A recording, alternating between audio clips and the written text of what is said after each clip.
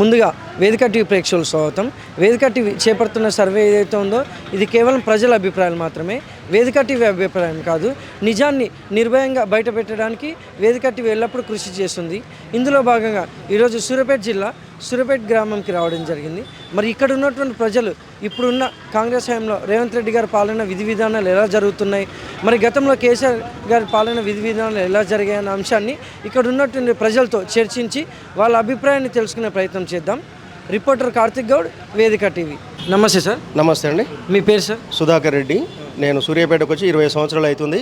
మాది నేరేడుచర్ల మండలం పత్తేపురం గ్రామం. ఏం చేస్తుంటారు సార్? నేను ఇక్కడ కాలేజీలో లెక్చరర్గా చేస్తాను. అయితే రేవంత్ రెడ్డి గారి పాలన వచ్చేసి సంవత్సరం దాటిపోయింది. అయితే ఈ ఏడాది కాలంలో ఆయనకు 6 నెలలు సరే పార్లమెంట్ ఎలక్షన్స్, లోక్సభ ఎలక్షన్స్ వచ్చి ఎలక్షన్ కోడ్ వచ్చింది సరే, అది వేరే విషయం. అయితే ఈ 6-8 నెలల కాలంలో సరే ఒక 60-70 వేల ఉద్యోగాలు భర్తీ చేసిండు, ఓకే. కానీ ఆయన ఇంకా ఇప్పుడు నాదే ఉంది, ఫర్ ఎగ్జాంపుల్ 3.5 ఎకరాలు ఉంది, ఇంతవరకు రైతు బంధు పడలేదు. తర్వాత 2 లక్షల పైన రుణమాఫీ 2 లక్షల పైన ఉన్నది నాది రుణమాఫీ, 2 లక్షల పైన రుణమాఫీ కాలేదు. కాబట్టి తప్పనిసరిగా ఇప్పటికైనా ఈ ప్రభుత్వం రైతు భరోసా ఏదైతే ఉందో రైతు భరోసాని వెంటనే విడుదల చేయాలని చెప్పి ఒకటి కోరుతున్నాము. అలాగే రుణమాఫీ విషయంలో కూడా 2 లక్షల పైన ఉన్న వాళ్ళకి ఆ 2 లక్షలు వేసుకుంటే మేము మిగతా పై అమౌంట్ మేము కట్టుకుంటాం. అయితే పై అమౌంట్ మేము కడదామని మేము ఎన్నాళ్ళ నుంచో ఎదురు చూస్తున్నాం, పై అమౌంట్ కట్టుకుందామని. కానీ ఇంతవరకు వాళ్ళు డేట్ చెప్తాం అన్నారు, ఇంతవరకు డేట్ చెప్పట్లేదు. ఆ డేట్ చెప్తే మేము ఆ పై అమౌంట్ కడతాము. మిగిలిన ఆ 2 లక్షలు గవర్నమెంట్ మాకు ఏదైతే 2 లక్షలు మాఫీ చేస్తున్నారో అది తక్షణమే మాకు 2 లక్షలు మాఫీ చేయాలండి. ఎందుకంటే మాకు ఆ మాఫీ చేయకపోవడం వల్ల మాకు బ్యాంకులలో రుణాలు ఇచ్చేటట్టుగా లేదు, మాకు నోటీసులు వస్తున్నాయి, ఏది బ్యాంకుల నుంచి నోటీసులు వస్తున్నాయి. కాబట్టి తక్షణమే ఈ యొక్క రుణమాఫీ ప్రభుత్వం వెంటనే, రేవంత్ రెడ్డి గారి ప్రభుత్వం వెంటనే విడుదల చేయాలి, రైతు భరోసా విడుదల చేయాలి. అయితే ప్రభుత్వ ఉద్యోగాల భర్తీ విషయంలో మాత్రం ఓకే, మనకు నిన్ననే ఒక అంగన్వాడీ పోస్టులు ఒక 14,000 పోస్టులు భర్తీ చేస్తామని చెప్పి ప్రకటన ఒకటి వస్తుంది. తర్వాత ఇవాళ 10,000 పోస్టులు రెవెన్యూకు సంబంధించినటువంటి పోస్టులు కూడా భర్తీ చేస్తామంటున్నారు. కాబట్టి ఇవన్నీ కూడా చేసుకుంటేనే ప్రభుత్వానికి మరొకసారి ప్రజలు అవకాశం ఇవ్వడానికి అవకాశం ఉంటుంది. ఎందుకంటే ప్రజల్లో వ్యతిరేకత వచ్చేటటువంటి అవకాశాలు కనిపిస్తూ ఉన్నాయి, ఇప్పుడిప్పుడే కనిపిస్తూ ఉన్నాయి. ప్రజల నుంచి అసంతృప్తి అనేది ప్రజల నుంచి వస్తూ ఉంది. కాబట్టి ఇది ప్రభుత్వము గమనించి, అంతేకాకుండా 2008 డిఎస్సి వాళ్ళకు జాబ్స్ ఇచ్చారు. మరో ముఖ్యమైనటువంటి విషయం ఏంటంటే, నేను 1998 డిఎస్సి క్వాలిఫైడ్ అభ్యర్థిని. నేను ఫస్ట్ లిస్ట్లో ఇంటర్వ్యూకి వెళ్ళిన. గత కేసీఆర్ సర్కారు మమ్మల్ని మోసం చేసింది. గత 10 సంవత్సరాలు కేసీఆర్ సర్కారు మమ్మల్ని మోసం చేసింది. 1998 డిఎస్సి వాళ్ళకు, తర్వాత 2008 డిఎస్సి వాళ్ళకు తెలంగాణ రాకముందు కేసీఆర్ ఇస్తా అన్నాడు, తెలంగాణ వచ్చినాక కూడా ముఖ్యమంత్రి అయినాక కూడా కేసీఆర్ ఇస్తా అన్నాడు. కానీ కేసీఆర్ 1998 డిఎస్సికి జాబులు ఇవ్వాలి, 2008 డిఎస్సి వాళ్ళకి కూడా జాబులు ఇవ్వాలి. అదే జగన్మోహన్ రెడ్డి అక్కడ ఆంధ్రలో మరి 98 డిఎస్సి వాళ్ళకు, 2008 డిఎస్సి వాళ్ళకు జాబ్స్ ఇచ్చి 3 సంవత్సరాలు అవుతుంది. రేవంత్ రెడ్డి గారి ప్రభుత్వం 2008 డిఎస్సి వాళ్ళకు మరి మొన్ననే ఒక 10 రోజుల క్రితం అపాయింట్మెంట్స్ కూడా ఇచ్చింది. ఒక 1,400 మందికి 2008 డిఎస్సి క్వాలిఫైడ్ అభ్యర్థులకు జాబ్స్ ఇచ్చారు. మరి మా 1998 డిఎస్సి వాళ్ళకు కూడా మరి కాంగ్రెస్ ప్రభుత్వం ఇచ్చినటువంటి హామీలలో 1998 డిఎస్సి హామీ ఉంది, 2008 డిఎస్సి హామీ ఉంది. ఉద్యోగాలు మా ప్రభుత్వం రాగానే ఇస్తామని చెప్పి కాంగ్రెస్ ప్రభుత్వం మాట ఇచ్చింది, హామీ ఇచ్చింది, స్పష్టమైనటువంటి మాట ఇచ్చారు. కాబట్టి 2008 వాళ్ళకు మరి ప్రభుత్వం జాబ్స్ ఇచ్చింది, 1,400 మందికి ఇచ్చింది, అయిపోయింది, 10 రోజులైంది.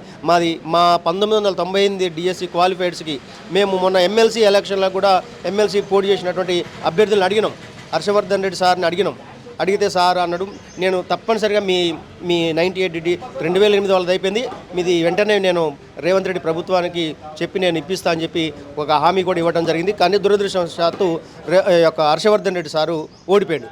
అంతేకాకుండా శ్రీపాల్ రెడ్డి సార్ కూడా నేను స్వయంగా నేనే చెప్పిన, మా ఇంటికి క్యాంపెయినింగ్కి వచ్చినప్పుడు శ్రీపాల్ రెడ్డి సార్ కూడా చెప్పిన. శ్రీపాల్ రెడ్డి సార్ గెలిచిండు, సరే వాళ్ళిద్దరు పిఆర్టీనే, హర్షవర్ధన్ రెడ్డి సార్ పిఆర్టీనే, జయపాల్ రెడ్డి సార్ పిఆర్టీనే. కాబట్టి రేవంత్ రెడ్డి గారి ప్రభుత్వం ఇప్పటికైనా ఈ యొక్క హర్షవర్ధన్ రెడ్డి సారు, శ్రీపాల్ రెడ్డి సార్ చెప్పినటువంటి విధంగా మరి రేవంత్ రెడ్డి గారు కూడా అన్నాడు, ఏది ఈ యొక్క పాత డిఎస్సి వాళ్ళని క్లియర్ చేస్తామని చెప్పి రేవంత్ రెడ్డి సర్కార్ గారు కూడా ప్రభుత్వం కూడా మాట చెప్పింది, 2008 వాళ్ళకి ఇచ్చారు. కాబట్టి త్వరగా మా 1998 డిఎస్సి వాళ్ళకు కూడా జాబ్స్ ఇవ్వాలని.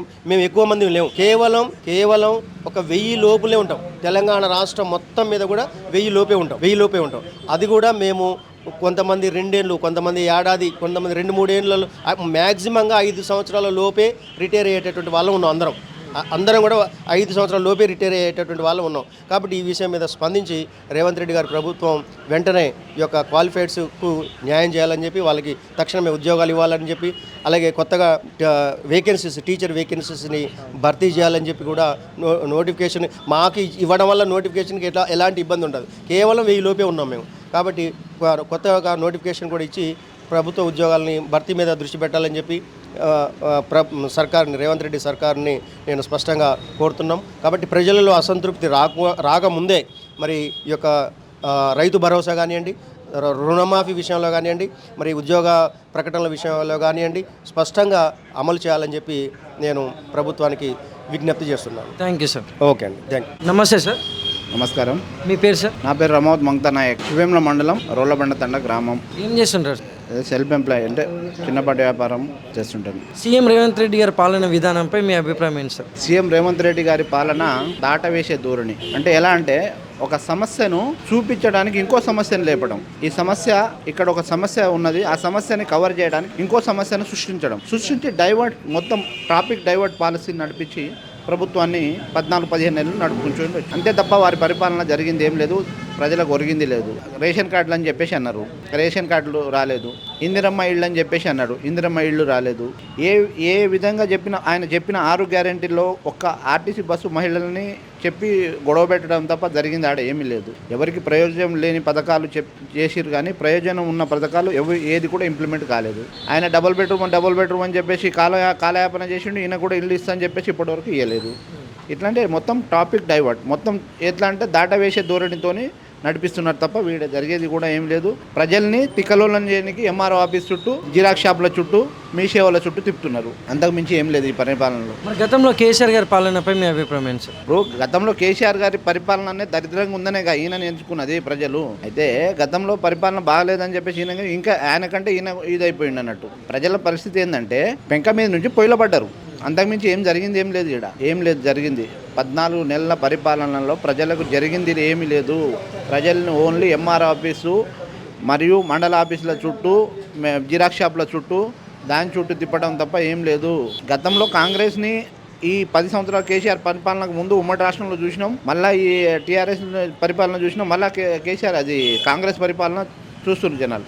అర్థమవుతుంది పరిస్థితి ఏందన్నది అర్థమవుతుంది జనాలకు. కాబట్టి ఇప్పుడున్న పరిస్థితి ఏంటంటే అది ఒక విధానం, అంటే ఇది ఇంకా ఇది ఉన్నదన్నట్టు. అదే దరిద్రం అనుకున్నాం, తెలంగాణకు అదే దరిద్రం. అప్పులు రాష్ట్రం చేసిండు, మిగులు బడ్జెట్ ఉన్న రాష్ట్రాన్ని అనుకుంటే ఈయన ఇంకా దరిద్రం చేస్తున్నాడు అని చెప్పేసి నా అభిప్రాయం. Thank you sir. మీ పేరు సార్? కరుణాకర్, మాది భీమవరం గ్రామం, కేతపల్లి మండలం. ఏం చేస్తుంటారు సార్? నేను మార్బుల్ వర్క్ చేస్తాను. సీఎం రేవంత్ రెడ్డి గారి పాలన విధానంపై మీ అభిప్రాయం ఏంటి సార్? మేము ఎక్కువ మార్బుల్ పని మీద డిపెండ్ అయి ఉంటాం సార్. మాది ఎలక్ట్రిక్ కరెంట్ తోటి ఎక్కువ పనులు, దానికి కొద్దిగా చాలా అంతరాయం కలుగుతున్నాయి. పనులు కూడా జరుగుతలేవు అంతగానంగా.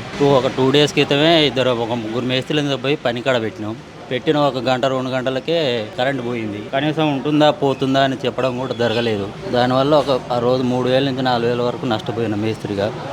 అదండి. అంటే కరెంటు కొరత అయితే అటు ఇటుగానే ఉన్నదండి, పక్కా ఉంది. అప్పుడు ఉన్నంత లేదు ఇప్పుడు. అంటే మేము చూస్తున్న కాంచెల్లి అప్పుడు బాగుంది, ఇప్పుడు లేదు. మళ్ళీ అదే పరిస్థితి వచ్చింది. ఇప్పుడు రేవంత్ రెడ్డి గారి హయాంలో ఇప్పుడు ఈ గ్రామాలలో అభివృద్ధి ఏ విధంగా ఉందంటారు? ముందుకు వెళ్తుందంటారా? ఏమి వెళ్తలేదండి, అట్టనే ఉన్నాయి. ఇటువరకు మంచిగా ట్రాక్టర్లు వచ్చి చెత్త అంతా తీసుకుపోయేది. ఇప్పుడు కనీసం ఒక 4 రోజులకు కూడా ఒకసారి వచ్చే పరిస్థితి లేదు.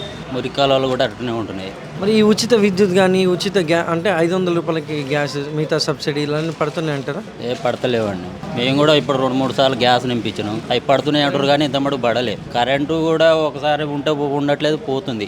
మరి గతంలో కేసీఆర్ గారి పాలనపై మీ అభిప్రాయం ఏంటి సార్? కేసీఆర్ పాలన అప్పుడు బాగుంది. ఇప్పుడైతే కొద్దిగా చాలా నీళ్ళు కూడా రావట్లేదు పంటలకి, ఆల్రెడీ ఎండిపోతున్నాయి. నిన్న మాదే పంట మొత్తం అది దాదాపుగా మా పక్కన వాళ్ళది నీళ్ళు రాక ఎండిపోతున్నాయి ఆల్రెడీ. పై వాళ్ళకంతా, కింది వాళ్ళకంతా, కింది వాళ్ళకంతా, పై వాళ్ళకందట్లు. Thank you sir. నమస్తే సార్. నమస్తే సార్. మీ పేరు సార్? రాములు సార్. ఏం చేస్తుంటారు? నేను auto driver. CM Revanth Reddy గారి పాలన విధానంపై మీ అభిప్రాయం ఏంటి సార్? ఏం లేదు సార్, ఇక ఈ ఫ్రీ బస్సులు ఒకటి, ఇదేంటంటే కరెంటు 2,500 పాలన, ఇవన్నీ ఓకే ఉంది సార్. ఒకటి ఏంటంటే ఈ వీళ్ళకు రైతులకు చాలా నష్టం అవుతుంది, ఇబ్బంది అవుతుంది సార్. ఏంటంటే ఇప్పుడు చాలా మంది ఇటు నీళ్లు లేక పంటలు ఎండిపోయి అన్ని ఆగమాగం పరిస్థితులు ఉన్నది వాళ్ళని కొంచెం ఆదుకుంటే చాలా మంచిగా ఉంటుంది సార్. ఇది నా ఉద్దేశం. అదొకటి. ఇంకోటి ఏంటంటే ఇక కొంత స్కూళ్ళు కూడా మంచిగానే ఏదో మంచి పాలన మంచిగా ఉన్నది. స్కూళ్ళ దగ్గర పిల్లలు కానీ మంచిగా 3 పూటల అన్నం మంచిగా తింటున్నారు, మంచిగా ఉంది సార్. ఓకే, ఇప్పుడు అడిగితే పర్లేదు సార్ పాలన.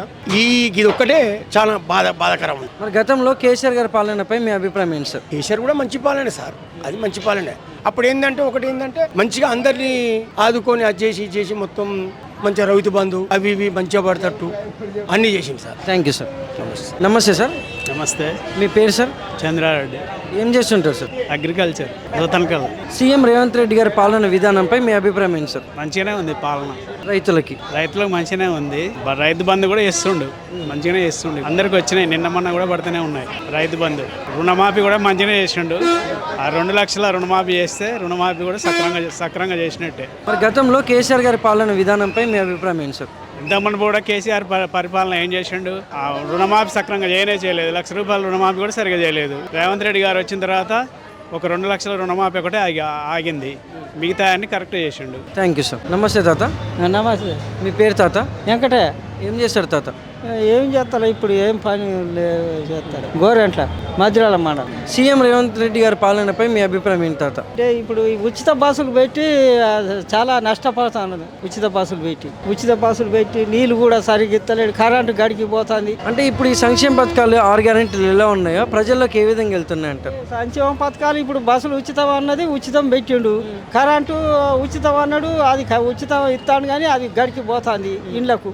అన్నం తినేటప్పుడే పోతుంది. అన్నం తినే టైంలో బంద్, ఒక అర్ధగంట పావు గంట తీసేస్తారు. మరి గతంలో కేసీఆర్ గారి పాలనపై మీ అభిప్రాయం ఏంటి తాత? కేసీఆర్ గతంలో నిమిషం కూడా పోకపోయేది, ఎప్పుడు కరెంటు ఉండేది.